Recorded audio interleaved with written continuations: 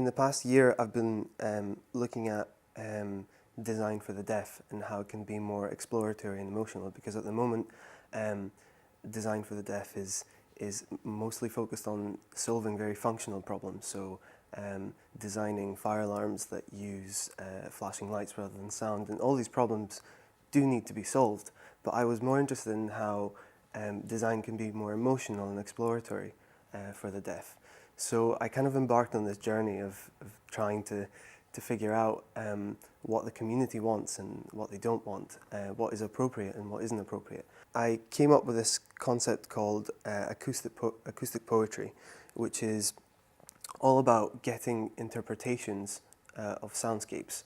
My early research showed that this is not very valuable to the people who are born deaf, because they don't really know what a crescendo is. They don't really understand what crackles are.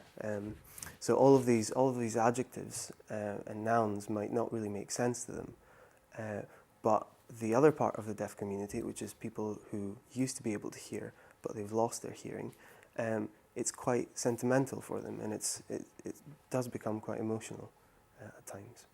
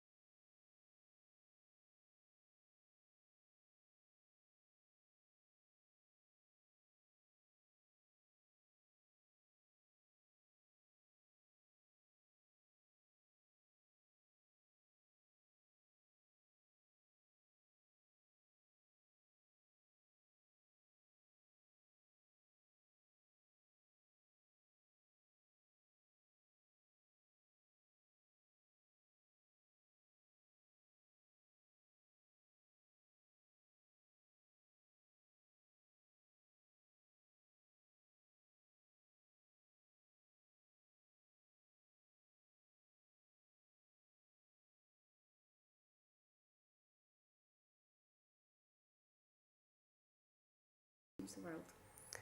I think good design is the only way to change the world, because you know, we normally see design as a form of decoration. Sometimes, you know, a lot of people will go to an exhibition or they'll buy a product and they say, "Oh, it's so beautiful, it's so nice." But I think that in order for change to happen and in order for innovation to happen in the world, you need to have a very, very good balance between function and beauty. And I think design is the only discipline that carries those two things. And I think it would be impossible to do it with just beauty or just function. So, Thank you very much. I think that's captured everything. Okay. cool.